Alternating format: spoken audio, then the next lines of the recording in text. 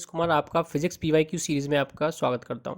दोस्तों आज हम यहाँ पे सम बेसिक ज्योमेट्रिक शेप्स दी हुई हैं जिनके एरिया, सरकमफेरेंस एंड वॉल्यूम और अदर्स फॉर्मूला हैं उनके बारे में डिस्कस करेंगे। दोस्तों मैं आपको उनकी शेप्स के बारे में भी समझाऊंगा कि इक्विलेटरल ट्रायंगल किसे कहते हैं, स्क्वायर किसे कहते हैं, रेक्टेंगल किसे कहते हैं। ठीक है दोस्तों। तो दोस्तों first of all upon discuss कर रहे हैं इक्विलेटरल ट्रायंगल। ठीक है, एक इक्विलेटरल दोस्तों ट्रायंगल दिया हुआ है जिसकी साइड ए है। तो दोस्तों इक्विलेटरल ट्रायंगल क्या होता है? जिसकी तीनों साइड्स इक्वल हों और जिसके तीनों जो एंगल हैं वो 60 डिग्री होते हैं। तो दोस्तों वो अपना इक्विलेटरल ट्रायंगल कहलाता है। और दोस्तों जो इसका एरिया है, एरिया √3/4 होता है।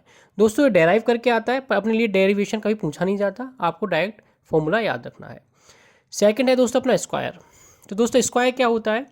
स्क्वायर की दोस्तों चारों तरफ जो लेंथ होती है, जो इसकी चारों साइड होती हैं वो इक्वल होती हैं और जो इसका एंगल होता है, ठीक है, वो 90 डिग्री होता है। ठीक है, इसका एवरी एंगल, ठीक है, 90 डिग्री होता है। और दोस्तों इसका एरिया होता है साइड का स्क्वायर और पेरीमीटर होता है सम ऑफ ऑल साइड्स, जिसको अपन लिख सकते हैं =4L। और दोस्तों ये अपना रेक्टेंगल है। दोस्तों रेक्टेंगल और स्क्वायर में एक ही डिफरेंस होता है, यहाँ भी 90 डिग्री एंगल होगा, ठीक है, यहाँ भी 90 डिग्री एंगल होगा। पर दोस्तों स्क्वायर की चारों लेंथ सेम होती हैं जबकि रेक्टेंगल की अपोजिट लेंथ सेम होती हैं, ठीक है, बाकी डिफरेंट होती हैं। ठीक है, अब दोस्तों इसका रेक्टेंगल का जो एरिया का फॉर्मूला होगा वो बेस इंटू हाइट होगा। ठीक है, अगर हम इसको ए बोल देते, ठीक है, इसको बी बोल देते तो ए इंटू बी कर देते। ठीक है, ये वाली साइड इक्वल होगी, ये वाली और ये वाली साइड इक्वल होगी। ठीक है, और दोस्तों एंगल 90 डिग्री ही होगा। अब दोस्तों ये है अपना ट्रिपलजॉइडल।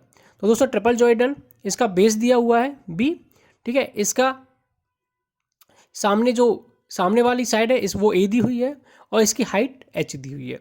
तो दोस्तों इसको डेरिवेशन करने के बाद जो इसका एरिया आता है वो इक्वल टू आता है हाफ साइड का सम इनटू हाइट।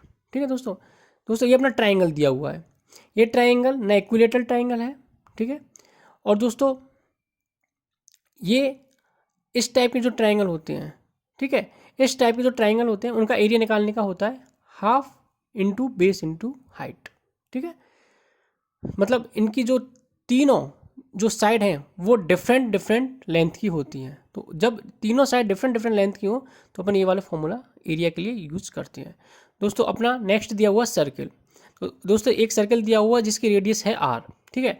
अब दोस्तों इसका सरकमफेरेंस पूछा है, तो दोस्तों इसका सरकमफेरेंस क्या होगा? ये पूरा होगा बाउंड्री, ठीक है, इसकी बाउंड्री होगी जो इक्वल टू होती है 2πr। और दोस्तों इसका एरिया होता है वो होता है πr²। दोस्तों सेकंड दिया हुआ है अपने भी अपना एक सर्किल है जिसकी दोस्तों सेंटर से रेडियस अलग अलग है, इधर a है इधर b है। तो दोस्तों इसका जो एरिया होगा वो होगा पाई इंटू ए इंटू बी। दोस्तों इसका सरकमफेरेंस होगा वो होगा पाई इंटू आर। ठीक है दोस्तों। अब दोस्तों अपन आते हैं क्यूब पे। तो दोस्तों क्यूब को आप जानते हो कि क्यूब का एरिया होता है 6a², ठीक है। और दोस्तों जो a है इसकी एक साइड है और इसका वॉल्यूम होता है साइड्स का क्यूब, ठीक है। दोस्तों ये 6 कैसे आया? 6 इसकी 6 साइड होती हैं, 1 2 3 4 5 6, ठीक है। तो ये इसकी 6 साइड होती हैं। तो इसको एक तरह से अपन ऐसे भी कर सकते हैं कि जो इसकी 6 साइड होती हैं वो इक्वल टू होती हैं स्क्वायर। तो इनका सभी का क्या कहते हैं, एरिया निकाल के स्क्वायर का, प्रत्येक स्क्वायर का एरिया निकाल के अगर हम उसको ऐड करेंगे तो वो 6a² के इक्वल आएगा। तो अपन इसको ऐसे भी कर सकते हैं। और इसका वॉल्यूम आपको याद रखना है वो AQ होता है। दोस्तों ये सिलेंडर दिया हुआ जिसकी रेडियस r है और जिसकी हाइट h है, ठीक है दोस्तों। तो अपना एरिया निकालने का जो फॉर्मूला होता है, ठीक है, सिलेंडर का, तो वो होता है 2πr² प्लस 2πrh, ठीक है। और जबकि इसका वॉल्यूम का फॉर्मूला होता है वो होता है πr²h, ठीक है। और दोस्तों ये सेकंड वन दिया है अपने लिए कौन, ठीक है, जिसकी रेडियस r है और जिसकी हाइट h है। तो दोस्तों वॉल्यूम जो होगा कौन का वो होता है 1/3 πr²h, ठीक है। और दोस्तों लास्ट वन है दिया हुआ अपने लिए स्फीयर। तो स्फीयर का दोस्तों जो एरिया होता है वो होता है 4πr² और जिसका वॉल्यूम होता है वो 4/3 πr³ होता है। अगर दोस्तों अगर हम हाफ स्फीयर की बात करते हैं तो इसमें जो एरिया का हाफ हो जाएगा वॉल्यूम का भी हाफ हो जाएगा, जिसको अपन सेमी सर्किल या सेमी स्फीयर, ठीक है, या हाफ स्फीयर भी कहते हैं। तो दोस्तों ये आज अपने सारे फॉर्मूले रहे। दोस्तों इसमें से जैसे सिलेंडर हुआ, कौन हुआ, दोस्तों इनके जो फॉर्मूले हैं वो डेरिवेशन से आते हैं, जो हमारे लिए कभी पूछे नहीं जाते, आपको डेरिवेशन याद करने की ज़रूरत भी नहीं है। तो दोस्तों आप इन फॉर्मूलों को याद कर लेना, ये फॉर्मूला 10th के लिए, 11th के लिए, 12th के लिए, ठीक है, अप टू 9th के लिए भी, ठीक है। ये फॉर्मूले बहुत यूज़फुल हैं, ये आपकी एग्जाम, बोर्ड एग्जाम के लिए भी इंपॉर्टेंट है, ये आपके कम्पिटेटिव एग्जाम के लिए भी इंपॉर्टेंट है। Okay friends, thank you.